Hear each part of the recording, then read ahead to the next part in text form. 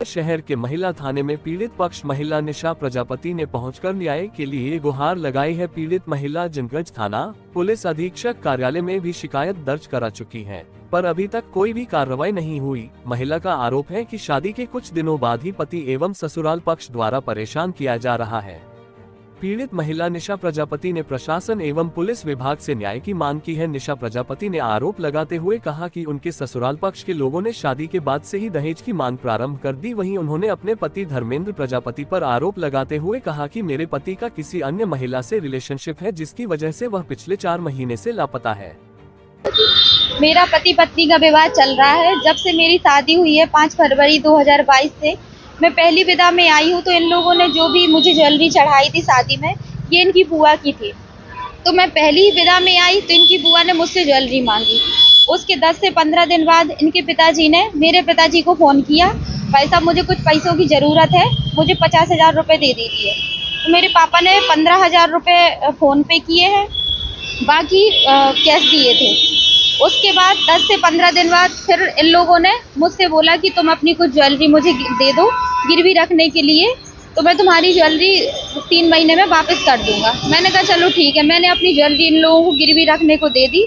3 महीने की बात थी। 3 महीने से जब 7-8 महीने हो गए तो मैंने इनसे बोला कि मेरी अब ज्वेलरी वापस कर दीजिए। तो ये बोल रहे हैं कि मैं अभी नहीं दे पाऊंगा, तू तो पापा से बात कर। इनके मैंने पिताजी से भी बात की। इनके पिताजी बोले कि मुझे कोई पता नहीं है और मैं नहीं दे पाऊंगा, तो अपने पति से बात कर। ऐसे में मेरी ज्वेलरी भी गिरवी रखवा दी। उसके बाद 8-9 महीने हो गए। मैंने कहा मेरी ज्वेलरी दे दीजिए, तो बोल रहा है मैं नहीं दे पाऊंगा जब तू मुझे 5 लाख का पीएनबी बैंक से लोन दिलवाएगी। मैंने ब्यूटी पार्लर के नाम से छतरपुर से लोन दिलवाया, तब इनने 5 लाख रुपए तो दिए, वहाँ से मिल गए थे, लेकिन इन लोगों ने ना हमारी आज तक ज्वेलरी गिरवी उठवाई, ना मेरा पैसा कुछ भी दिया। शादी को कितना समय हो गया? शादी को 3.5 साल हो चुके हैं। और उसके बाद अभी मैंने इसके ऑफिस में जाके पता भी किया, 8-9 महीने से घर से बाहर है, सिर्फ संडे के दिन ही घर पे आता है। मैंने ऑफिस में भी जाके पता किया तो वहाँ पे बोल रहे हैं कि ये 6 महीने पहले ही रिजाइन दे चुका है। उसके बाद मेरे घर पे मेरे पिताजी ने दहेज में गाड़ी भी दी थी।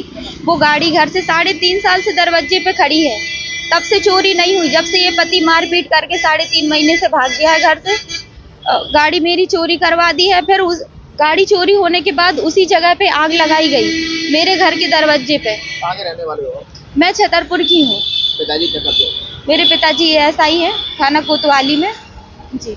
तो पापा भी पुलिस में, इसके बावजूद अभी तक कोई कार्रवाई नहीं, मेरे पिताजी ने अभी कोई कार्रवाई नहीं की है। मैं ही गई थी, एसपी ऑफिस भी गई, थाना जनकगंज भी 8 से 9 बार हो आई हूँ। महिला थाने में भी 2 बार काउंसलिंग हो चुकी है, मेरी कहीं भी सुनवाई नहीं हो रही है। अब क्या गुहार लगा रहे हो, क्या मांग है आपकी? मेरी यही मांग है कि अगर वो रखना नहीं चाह रहा है तो सामने आए। कुछ लोगों ने इसने पहले मीडिया में वीडियो में बोल चुका है कि मेरे घर में पहले ही महीने से ये ऐसे आतंक मचा रही है, तुम लोगों ने मेरी ज्वेलरी गिरवी रखवा दी, तो भाई तुम लोग मेरी उठवाओ ना। 8 से 9 महीने, आज से 3.5 साल हो गए, ये लोग मेरी कुछ भी नहीं वो कर रहे हैं, ना ही मेरा सामान दिया है, लोन भी निकलवा लिया। अब ये 4 महीने से घर से बाहर है, किसी दूसरी लड़की से रिलेशन चल रहा है, उसकी मेरे पास वीडियो भी है और रिकॉर्डिंग भी है। मैं उस चीज को रख सकती हूँ। इन लोगों के घर में पत्नियों की कोई इज्जत नहीं है। अभी कहाँ रह रहे हो आप? अभी मैं तारागंज में रह रही हूँ। इनके पिताजी ऐसे ही कैरेक्टर लेस हैं, 4-4 पत्नियों से शादी करके बैठे। इनके भाई ने भी पंजाबी लड़की भगा के की है, अब मेरे साथ भी यही चीज कर रहे हैं। प्लीज। हाँ बोलो। तुझे मेरी कसम है, सही से बताना, कुछ भी मत छुपाना। हाँ। मैं जेल भी जा सकता हूँ, ठीक है? हाँ। सिद्धि ने मेरे खिलाफ कंप्लेंट करी है, उसकी मम्मी ने मेरे खिलाफ कंप्लेंट करी है। मुझे सही से बताना, सिद्धि ने तुझे उस दिन कॉल किया तो क्या क्या बोला था? ये बोला था कि मैं कहूँ तो बताना। और बस। दो और तेरे को उसने ये नहीं बोला था कि मैं अपनी मर्जी से घर छोड़ के जा रही हूँ? और नहीं है ऐसा कुछ नहीं बोला। ये बारे में नहीं, उस दिन जिस दिन रूम, ये बोला मैं तो निकाले आई हूँ। नहीं उस दिन जिस दिन रूम ढूंढ रहे थे वो मेरे पास आई थी। उस दिन ये नहीं बोला कि घर वालों ने क्या बोला था? लोगों ने मेरे को बोला यार तेरी आवाज़ साफ नहीं आ रही कल्पना। अरे तो इन लोगों ने ये बोला है कि इन लोगों ने मेरे को बहुत अड़िया लिया है, मैं तो चले जाऊँ। मम्मी पापा ने? हाँ। कि मैं कहीं दूर चली जाऊंगी, मैं घर से अलग रह लूंगी, हाँ। है ना? हाँ। फिर उसने तेरे को कॉल करके पूछा था रूम की व्यवस्था करवा दे। हाँ।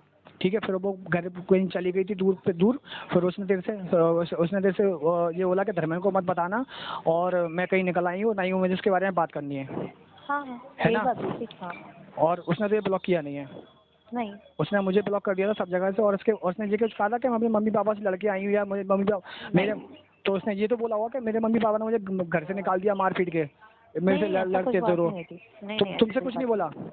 नहीं, ऐसा कुछ नहीं बोला मुझसे। और मेरे से बोल रही थी कि तुम मेरे मम्मी पापा मुझे लड़के मेरे से रोज टॉर्चर कर रहे हैं, रोज उल्टे सीधे बोलते हैं कि तूने घर खराब कर दिया, ये कर दिया। नहीं, उन्होंने मेरे को इसकी अंदर की बात नहीं बताई, उन्होंने तो उस दिन ही उनको रूम की जरूरत पड़ी थी, तब उन्होंने मेरे से बोला था, बस मैंने उनको बोल दिया दीदी आप जो भी करना भैया सोच समझ के करना, और क्या।